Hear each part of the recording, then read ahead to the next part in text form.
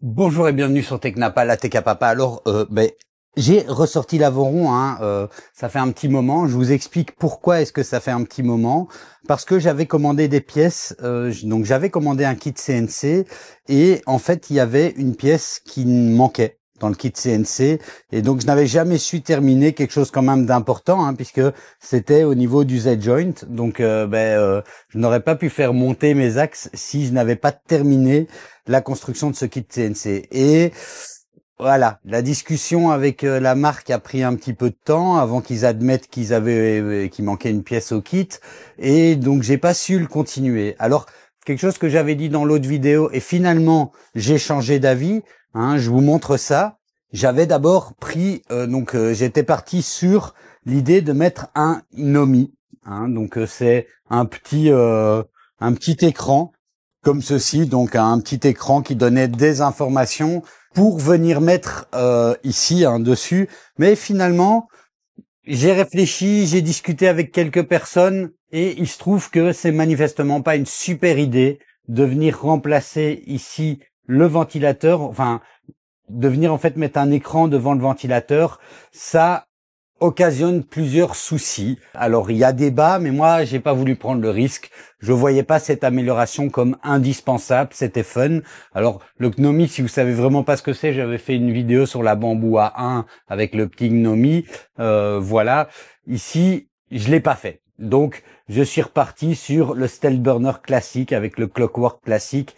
En tout cas pour cette version-ci. Bon alors vous voyez aussi que ici pour le montage j'ai retiré, donc j'ai pas encore installé le bandeau LED, tout simplement parce que j'ai cassé le bandeau LED qui était dans le kit LDO et voilà, j'ai fait le bourrin, je l'ai cassé, donc je dois installer un bandeau LED, mais c'est pas grave, j'ai juste oublié de le commander.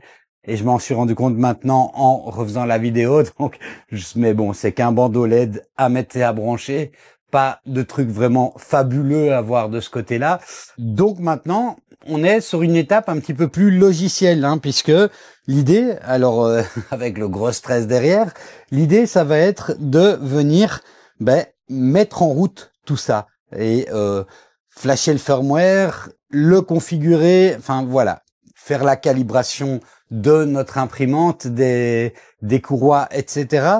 Donc, c'est parti, on va s'occuper de flasher le firmware.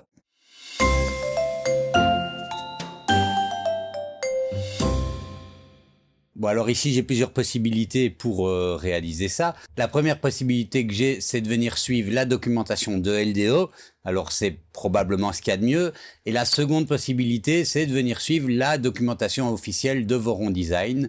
Je vais suivre la documentation de LDO. Alors, ils disent que première étape, donc, c'est installer Raspberry Pi OS sur la petite carte SD. Donc pour ça, évidemment, je mets la carte SD dans l'ordinateur et je viens télécharger et lancer Raspberry Pi Imager. Alors je suis ici sur le Windows de l'atelier parce que j'avais la machine à côté et que c'était plus facile de faire comme ça. Donc je viens prendre Raspberry Pi OS et je suis simplement les instructions qui sont ici sur le guide. Donc il me dit d'aller...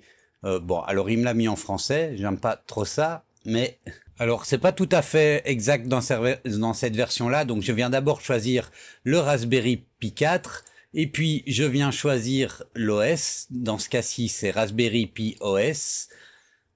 Et puis, je viens choisir Raspberry Pi OS Lite 32 bits. Le périphérique, je prends la carte SD, je fais suivant et là, je viens cliquer sur modifier réglage. Et ici, je viens configurer le Wi-Fi. Alors là, il l'a capté automatiquement vu que j'étais connecté. Et dans service, je viens activer SSH en désignant utiliser mot de passe pour l'authentification. Je clique sur enregistrer et puis je fais oui. Il va me dire qu'il va effacer le contenu de ma carte SD et je suis OK avec ça. Alors pour la suite, ça va dépendre si vous êtes sous Windows ou sous Mac. Alors sous Mac, j'aurais eu très facile, il m'aurait fallu de lancer une commande dans le terminal. Sous Windows, je vais devoir installer une petite application, hop, voilà, si mon ordi veut bien. Donc c'est petit, c'est un logiciel open source, il suffit de venir suivre le lien et d'installer ceci. Et puis on va, une fois maintenant qu'il a terminé la vérification de la carte SD, venir le mettre ici dans la carte mère. Hein. Donc ça se met au niveau de la carte mère, la carte SD, il y a un emplacement pour ça. Bon alors vous voyez, là il est occupé de compiler toute une série de choses, c'est déjà pas mal, ça veut dire qu'il s'allume. Mais par contre, j'ai mis l'écran à l'envers. Hein. Donc voilà, hein. C'est le genre de choses qui arrivent, en tout cas à moi. Donc j'ai mis l'écran à l'envers, il va falloir que je démonte et que je remette l'écran dans le bon sens. Mais c'est pas un gros drame. Par contre, ici, il me demande maintenant de mettre le login. Je ne vais pas le faire depuis l'écran comme ça. Je vais aller sur l'ordinateur le faire. Alors maintenant que Petit est installé, je vais me connecter à mon imprimante via par son adresse IP. Donc pour ça, je dois trouver son adresse IP. Et ça tombe bien, vu que l'écran est allumé, je vois l'adresse IP sur l'écran. Vous voyez que maintenant, j'ai une ligne de commande j'ai un terminal qui me permet de me connecter. Donc là, je vais taper ce que j'avais mis au moment de l'installation avec le Raspberry Pi OS Imager. Donc j'avais mis Tecnapa comme login et je vous dis pas le mot de passe. Et voilà, maintenant je suis connecté à l'imprimante via ce terminal. Donc ce que je vais faire maintenant, c'est installer Klipper et l'interface web de mon choix. Alors je pourrais choisir entre Mencel ou Fluid. Je vais choisir Mencel. Pourquoi? Parce que je vais pas faire un cours sur la différence entre les interfaces. Hein. Donc Klipper c'est le moteur qui est derrière et Mencel et Fluid c'est plutôt l'interface qui me permet d'accéder aux fonctionnalités de Klipper. Donc là les fonctionnalités de Klipper ça changera pas. Par contre l'interface elle-même peut être un peu différente en fonction qu'on choisit Mencel ou Fluid. En gros, Mencel va être un peu plus direct, un peu plus rapide, avec un peu moins d'options de personnalisation, alors que Fluid va être plus personnalisable. Moi, je ne suis pas quelqu'un qui aime particulièrement personnaliser mes interfaces, donc je vais aller du côté de Mencel. Alors pour installer Mencel, on va le faire via Kio. Alors, vu qu'on a maintenant le Raspberry Pi OS qui est installé sur la carte SD, je dois simplement télécharger Kio. Donc je viens copier ici la ligne de commande, je viens dans Petit, je la colle et voilà. Il est occupé de décompresser Kio. Je viens maintenant utiliser cette ligne de commande là pour continuer la suite de l'installation. Et enfin, je démarre Kio avec cette ligne de commande là. Vous voyez que j'ai comme une espèce de petite interface qui apparaît et je dois faire une option. Il me demande si je veux tester Kio version 6 en alpha. Je vais dire non. Voilà, je dois dire non. Enfin non, je dois dire 2. Voilà. Et ici, je vais installer justement Klipper et ce que j'ai besoin d'installer. Donc ici, ce sera Klipper et Mencel. Donc premièrement, je viens faire 1 pour installer et puis 1 pour Klipper. Il me demande combien d'instances de Klipper je veux faire tourner sur cette carte SD là et je vais dire un seul.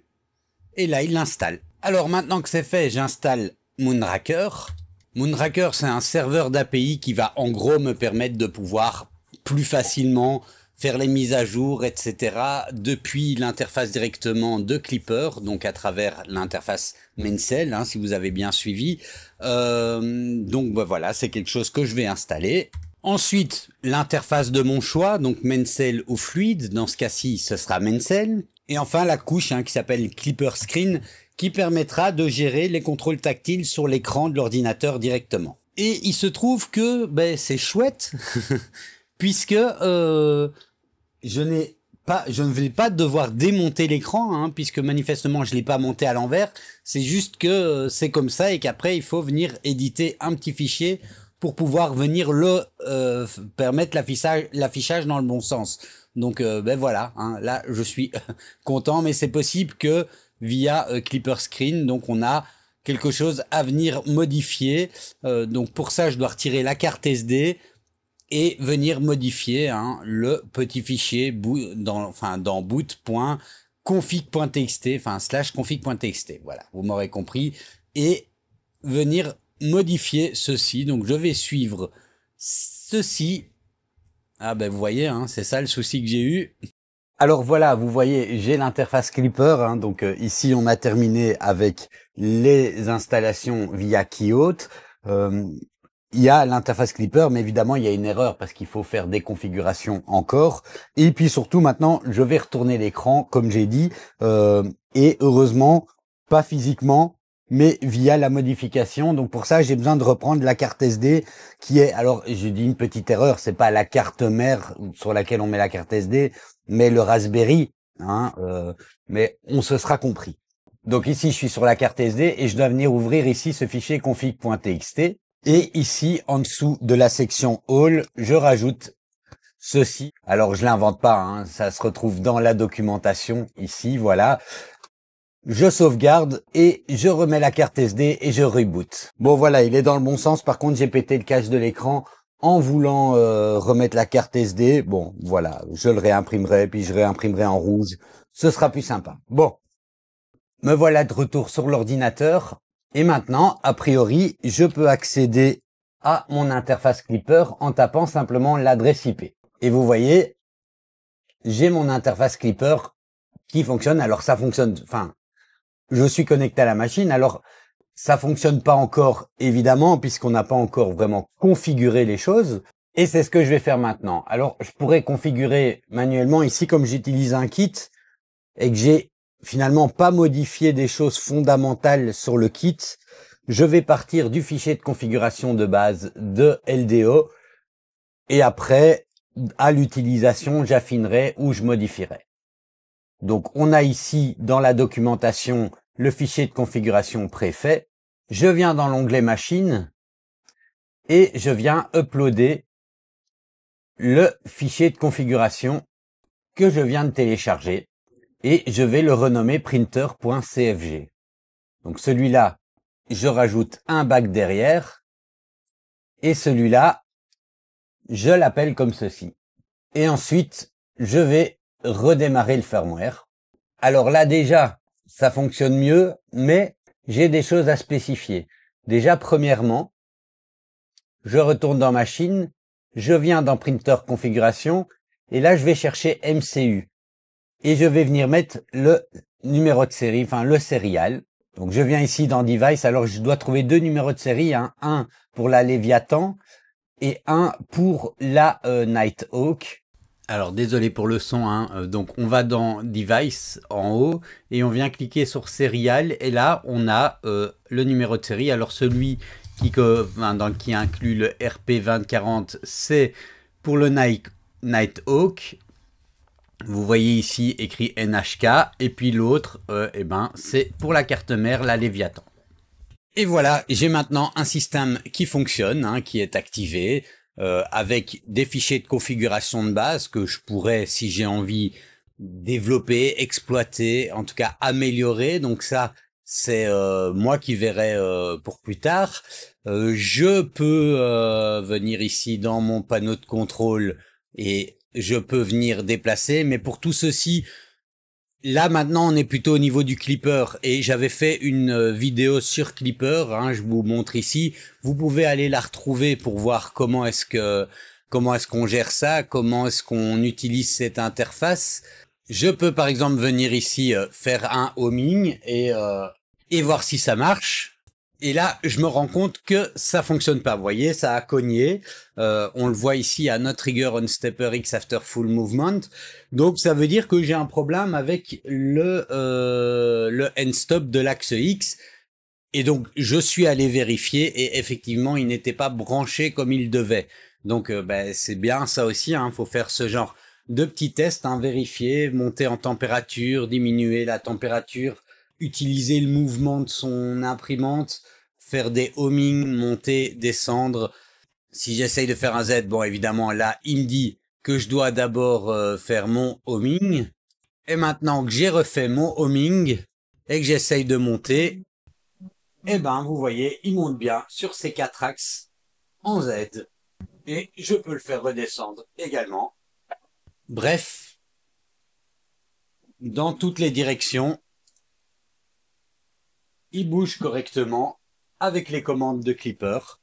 Voilà, comme vous le voyez, la machine est officiellement terminée. Ça a été une aventure de longue haleine. Alors, il y aura peut-être encore des vidéos. J'ai tellement de projets de vidéos que je vais voir si je continue avec celle-ci, si je monte un autre projet Voron, une petite ou une Trident, et celle-ci, je vais l'utiliser évidemment pour moi. Je vais déjà venir la refermer.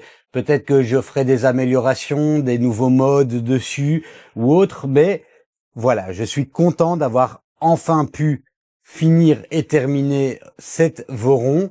Bon, alors oui, après l'avoir remonté, il faudra que je fasse un test d'impression, hein, quand même. Je ferai certainement un petit benchy pour voir si au moins il il réussit, hein, il a fini, hein, son impression. Donc je fais ça, je remonte l'imprimante, je ferme le caisson, etc. Je mets du filament et j'imprime un petit benchy pour voir si il va imprimer le benchy. Ce sera ça surtout le grand test final. Bon, alors s'il s'imprime, je vous laisse ici, ça veut dire que elle fonctionne et puis que je peux commencer à m'amuser, hein, puisque ici c'était une série de vidéos sur le montage et la configuration de base de l'Avoron, hein. Je ne sais pas encore, peut-être, là maintenant j'avoue que ça fait un moment que je suis là-dessus et j'ai envie de passer un peu à d'autres projets, d'autres types de vidéos, j'aime pas, enfin, des fois j'aime m'amuser avec mes imprimantes pour moi sans toujours devoir réfléchir à est-ce que ma caméra est bien mise, est-ce que c'est tout ça. Donc, je ne sais pas si je vais continuer à faire des vidéos sur cette Voron, hein. Je voudrais passer à d'autres choses, d'autres projets, peut-être essayer une ratrique, peut-être faire un autre projet sur un autre type de Voron. Mais dans le cadre de cette vidéo, je pense qu'on a vu l'essentiel de ce que moi j'avais envie de montrer. Par contre, si elle ne fonctionne pas et qu'elle n'imprime pas un benchy, on essayera dans une vidéo à venir, dans la prochaine vidéo, de comprendre ce qui ne va pas pour qu'on ait quand même une expérience complète. Alors, s'il y a des modes qui vous intéressent, s'il y a des choses qui vous intéressent dans d'autres types de machines, j'avais parlé de Ratrix, j'avais parlé de Voron, il y a moyen de tester une Trident, il y a moyen de tester une 02. Ça peut être sympa à voir quelle est la différence avec un kit comme ça 2.4. N'hésitez pas à le dire en commentaire. Si vous avez eu des problèmes ou au contraire des succès avec votre Voron, enfin bref, l'espace commentaire est là pour ça. Moi, je suis quand même assez content de terminer cette série parce que voilà, hein, parce que c'était quand même un travail de très longue haleine. Et dans les conditions de devoir chaque fois filmer, avoir le temps de faire le montage de chaque étape et tout ça, c'est pas toujours facile. Voilà, allez, merci à vous et je vous dis à la prochaine.